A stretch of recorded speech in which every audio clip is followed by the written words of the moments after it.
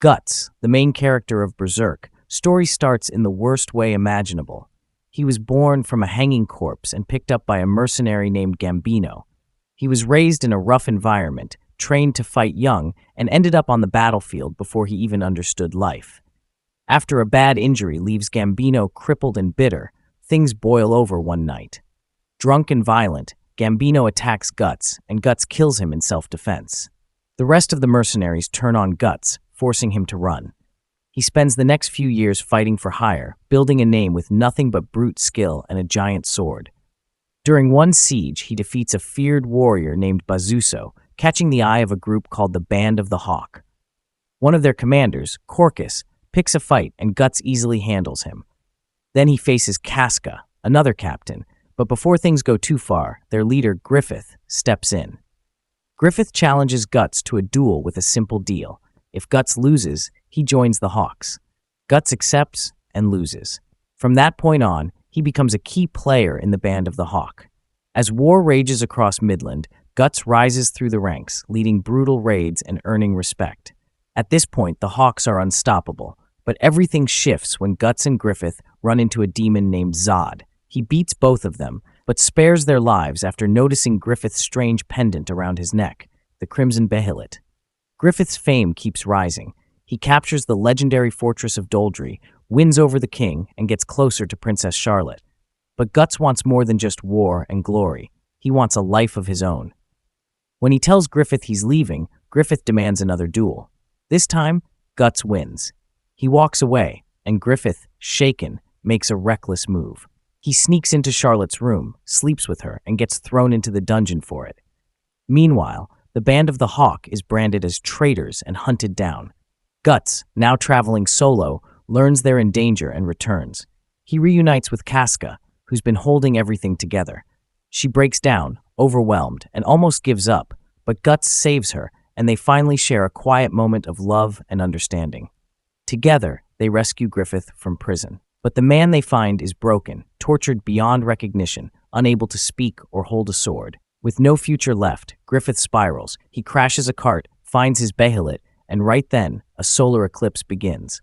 The sky goes dark, and the world changes. Guts, Casca, and the Hawks are pulled into another realm. The God Hand, a group of demonic entities, appear. They tell Griffith he can still achieve his dream, but he has to sacrifice his comrades. And with no hesitation, Griffith agrees. The Hawks are branded as sacrifices, and the Apostles, monstrous demons, tear them apart. Guts fights, but he's overwhelmed. He loses an arm and eye and watches as Griffith, now reborn as Femto, rapes Casca while he's pinned down. Guts screams, but can't stop it. Just when all hope seems lost, the Skull Knight, a mysterious armored figure, crashes through the chaos and rescues them. After the eclipse, Guts wakes up in a cave. Casca's mind is shattered. She doesn't remember their bond. She gives birth to a deformed child, a twisted result of Femto's assault. The Skull Knight tells Guts the mark on his neck, the brand of sacrifice, will draw demons to him forever, and that the cursed child is his son, corrupted by evil. Fueled by rage, trauma, and vengeance, Guts sets out. He leaves Casca in the care of Godo and his family, and begins his hunt, not just for Griffith, but for every demon that stands in his way. Guts keeps hunting down apostles, dragging his cursed body from one bloody battle to the next. Along the way, he meets an elf named Puck. Puck becomes his companion, hiding in Guts' pouch and throwing in the occasional sarcastic comment or emotional check-in.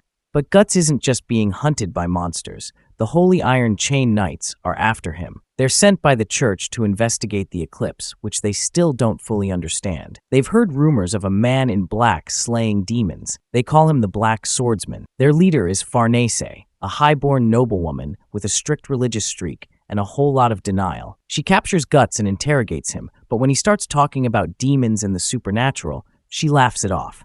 That is, until Guts breaks out of his cell, knocks her out cold, and drags her into the wilderness as a hostage. That night, spirits drawn to Guts' brand attack. Farnese sees them firsthand, the monsters, the horror, and for the first time in her life, her faith starts to crack. Guts leaves her with her bodyguard Serpico, a calm, dangerous swordsman who never lets his guard down. With Puck's guidance, Guts finds a temporary safe haven in an elf-blessed forest. But even there, peace doesn't last. He has a nightmare. Casca's in danger. When he races back to Goto's place, he finds out she wandered off months ago. A place called Albion. Guts heads there with Puck, but things in Midland have gone to hell. War, plague, and chaos are everywhere. The king's dead, Princess Charlotte's taken the throne, and rumors swirl about a foreign army, the Cushion, pushing in hard. Albion turns out to be a nightmare. It's supposed to be a monastery, but it's packed with desperate refugees and ruled by a sadistic inquisitor named Mazgus. The guy is obsessed with torture and purging sin. The poor and sick are ignored. People are executed daily. Tension is boiling over, and a cult forms in the shadows. Casca, now childlike and helpless, ends up among them. The cult sees the supernatural stuff around her and believes she's some kind of holy witch. They whisk her away and begin worshipping her. Guts follows the trail, cutting through possessed cultists and monsters alike. But before he can save Casca, she gets captured again, this time by Mazgus, who declares her a witch and locks her in a torture chamber. The dark energy around the monastery explodes. The tortured souls of the dead begin to rise, and hell spills into the living world. One of the apostles shows up and consumes Casca's deformed child. Meanwhile, Mazgus, infected by demonic power, mutates and gains terrifying strength. He drags Casca to the top of the monastery, ready to burn her alive, blaming her for everything. Guts isn't having it. He fights Mazgus in the middle of a collapsing city, surrounded by screaming, dying refugees and the rising tide of demons. He wins, but barely. As dawn breaks and the dust settles, Guts, Casca, and their small group of survivors emerge from the wreckage. And then, out of a glowing cocoon, something emerges. It's Griffith. He's reborn into the world using the body of Casca's twisted child. Griffith rises into the sky on the back of Zod, his demonic servant, and flies off into the new age he's about to shape, leaving Guts stunned and furious. Guts, Puck, and Casca return to Goto's cave, only to find the old blacksmith has passed away. Rickard has taken up his mantle, keeping the forge alive. Outside, at a grave site for fallen comrades, Guts spots Griffith speaking with Rickard. Furious, Guts charges, but Nosferatu Zod intercepts him. The two clash until Griffith calmly calls off the fight. Guts tells Rickard the truth about Griffith's betrayal. Afterward, Puck suggests taking Casca to Elfhelm, a land of elves where her shattered mind might be healed. Guts agrees, but the journey proves brutal. Fighting demons while protecting Casca pushes him to the edge. One night, he snaps and harms her in a moment of madness, deepening the distance between them. On the road, they're joined by Isidro, a fiery young fighter, and Farnese and Serpico, who've abandoned the church and now seek their own path. The unlikely group stumbles into a forest plagued by trolls, where they meet a young witch named Shirka and her elf companion. She takes them to her mentor, Flora, a wise witch helping a nearby village deal with the troll invasion. Shirka offers Guts a powerful spell to suppress the effects of the brand. The party defends the village from trolls and elemental beasts. During the chaos, Casca and Farnese are swept away by a flood. Guts tracks them to the troll's den and rescues them with help from Shirka and a surprise appearance by the Skull Knight. When they return to Flora's forest, it's under siege by Griffith's new band of the Hawk, filled with apostles and led by Zod. Flora holds them off briefly, but tells Shirka to give Guts the Berserker armor, a cursed relic that boosts his power at the cost of his sanity. With it, Guts slaughters the apostles, but the damage to his body and mind is severe. Flora dies in the fire, entrusting Shirka to Guts' care. Meanwhile, Griffith is focused on conquering the Cushion Empire, now led by Ganishka, an apostle who refused to follow him. With Charlotte saved, she declares Griffith the supreme commander of Midland's forces. Guts and his group travel to the port city of Ritanus, hoping to find a ship to Elfhelm. Farnese turns to her noble family for help. Her scheming brother arranges a marriage between her and a nobleman named Roderick, who owns a ship. Serpico tells Guts they'll be staying behind, but Guts doesn't trust it. Puck and Ivalera uncover the truth. Farnese is being forced into the marriage. Guts confronts Serpico, who challenges him to protect Farnese pride. Guts wins the duel but spares him. Roderick agrees to help and joins the group on their journey. Just as they're about to leave, Ganishka's monsters attack the city. Guts and his team fight their way through. Even Zod joins in, teaming up with Guts to drive Ganishka away. With Guts and company en route to Elfhelm, Griffith launches his full-scale assault on Ganishka. But Ganishka, desperate for power, sacrifices his army, transforming himself into a towering godlike creature. Griffith's forces, both human and apostle, clash with Ganishka's monsters. Zod carries Griffith to Ganishka's main body. There, the Skull Knight appears and attempts to kill Griffith with a slash through space itself. But Griffith bends the dimensional rift to his will and redirects it, plunging it into Ganishka's face. The attack unleashes a massive explosion of energy that engulfs the world. The blast tears through reality, merging the physical world with the astral realm. Mythical creatures spill into the real world. Unicorns, harpies, hydras, dragons, flooding cities and countryside alike.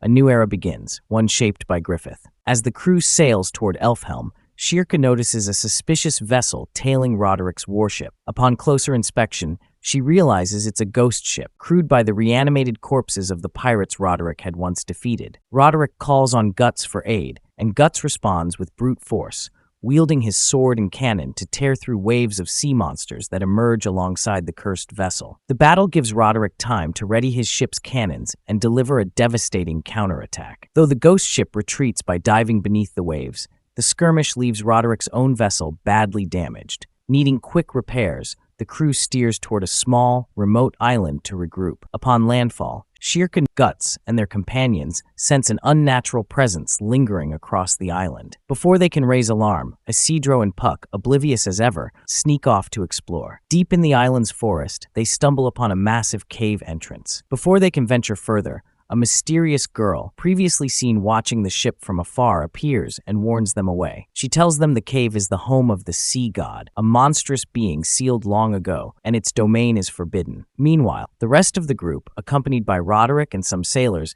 explores a nearby village. The locals avoid them, slamming doors and drawing curtains. Small shrines and offerings are scattered around, likely meant to appease the sea god. Back at the cave, Shirka investigates on her own and finds traces of the monsters that accompanied the ghost ship, smaller versions lurking in the shadows. She also recovers a magical dagger dropped by Isidro. Her search leads her to the mysterious girl's house, where she finds Isidro enjoying a meal. But Shirka senses something odd. The girl's aura isn't human. The girl, named Isma, shares her story. She is half marrow, part human, part mermaid, abandoned as a child when her mother returned to the sea. Her father raised her alone, but died years ago, telling her that one day her mother would come back for her. Isma reveals the truth about the island. Long ago, the marrow sealed the sea god beneath it, but on nights of the full moon, the seal weakens. Then, the sea god can stretch its massive limbs toward the island and even out to sea, wreaking havoc on anything nearby. Fast forward, the crew finds themselves trapped on the island with nowhere to go,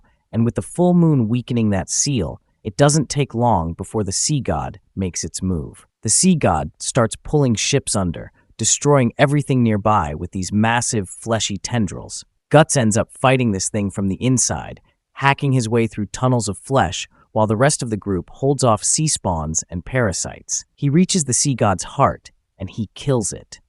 After the sea god's taken out and the island starts crumbling, Guts and the crew escape just in time. They make it back to their ship, battered but alive, and keep sailing towards Skellig, the elven homeland. They reach Skellig. It's this beautiful, floating island shrouded in magic, peaceful, quiet, almost too perfect compared to everything they've been through. And for the first time in what feels like forever, the group gets a chance to breathe. They meet Danan, the queen of the elves. They ask her to restore Casca's mind, and she agrees to help. Guts offers to help due to their strong bond, but Danan declines his offer due to Casca's fear of Guts. Instead, she has directed Farnese and Shirke as magic users who are companions to Casca to assist in the process. The process works. Casca wakes up, memories intact, and thanks Farnese, Shirke, and Ivalera for taking care of her.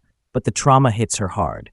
Seeing Guts again brings back the eclipse, and she can't even look at him without panicking. Meanwhile, the world outside Elfhelm is falling apart. Griffith's empire, Falconia, is rising. He's basically a god to the people, rescuing refugees, creating order, fighting off monsters. On the surface, it looks like he saved humanity. Back on Elfhelm, things go sideways fast. The Moonlight Boy, who turns out to be Casca and Guts' son, shows up again. He appears during the full moon. During the full moon, the boy's original self takes control for a short time, which is why he seems so kind. But suddenly, Griffith appears. Griffith's transformation into the Moonlight Boy is tied to the incarnation ceremony and the demon child. Once the full moon passes, Griffith regains control, and the Moonlight Boy disappears. Griffith appears in Elfhelm, and Guts, filled with rage, attacks him. He swings the Dragon Slayer, but it just won't move. Griffith appears in front of Casca, and Guts, still trying his hardest to save her, but he just can't. Griffith takes Casca, and Guts is left frozen and powerless. It's one of the most painful moments in the series. Not loud, not explosive, just crushing. The man who fought through hell itself can't even raise his weapon to protect the one person he's always fought for. That's where the Fantasia arc leaves us.